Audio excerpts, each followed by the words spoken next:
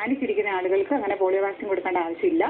അവരുടെ കുട്ടികൾക്ക് അങ്ങനെയുള്ള അസുഖങ്ങളൊന്നും വരത്തില്ല. അതുപോലെ തന്നെ ഇപ്പൊ ഷുഗർ, കൊളസ്ട്രോൾ, BP അങ്ങനെയുള്ള ആളുകൾ മരുന്ന് കഴിച്ചുകൊണ്ടിരുന്ന ആളുകളുണ്ടായിരുന്നു.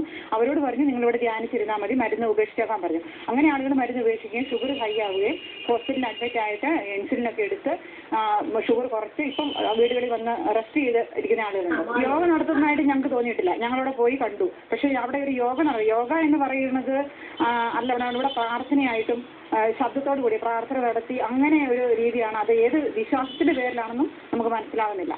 ആശ്രമത്തിലെത്തുന്നതിൽ നിന്നും 500 രൂപയാണ് ഫീസ് ഈടാക്കുന്നത്.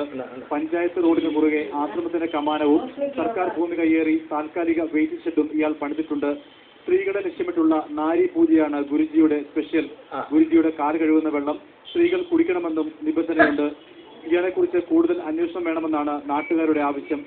അദ്ദേഹം ആരാണെന്നോ അല്ലെങ്കിൽ അദ്ദേഹം എന്ത് ചെയ്യുന്ന ആളാണെന്നോ ഏത് രീതിയിൽ ജീവിക്കുന്ന ഒരാളാണെന്നോ ഒന്നും ഞാൻ കണ്ടില്ല. അതുപോലെ തന്നെ മറ്റുള്ള സ്ഥലങ്ങളിൽ ഇവർ അവകാശപ്പെടുന്ന ഇവർക്ക് പല സ്ഥലങ്ങളിൽ ശാഖകളുണ്ടെന്ന ആ ശാഖകളിൽ നിന്ന് വരുമെന്ന് പറയുന്ന ആളുകൾ ഏത് രീതിയിൽപ്പെടും. ഇന്നത്തെ ലോകം നമുക്കറിയാം തീവ്രവാദമാണോ അല്ലെങ്കിൽ അവര് ഇതിന്റെ പുറകിൽ എന്താണ് നടക്കുന്നതെന്ന് അറിയണമെന്ന് ഞങ്ങൾക്ക് അതിയായ പ്രദേശവാസികൾക്ക് അതിയായ ആഗ്രഹമുണ്ട്. ഇതെന്താണ് ഇവിടെ നടക്കുന്നതെന്ന് അറിയാം. ഗുരുജിക്കെതിരെ നടപടി വൈകിയാൽ സമീപ ഭാവിയിൽ മറ്റൊരു ആൾദൈവം കൂടി കേരളത്തിൽ ഉണ്ടാകുമെന്നാണ് നാട്ടുകാർ നൽകുന്ന മുന്നറിയിപ്പ്. യോഗാശ്രമത്തിന്റെ പേരിൽ ഗുരുജി എന്ന ഒരു ആൾദൈവം പ്രത്യക്ഷപ്പെട്ട് കുട്ടികൾക്ക് നൽകേണ്ട പോളിയോ മരുന്നുകളും ഇവിടെ നിഷേധിക്കപ്പെടുന്നു.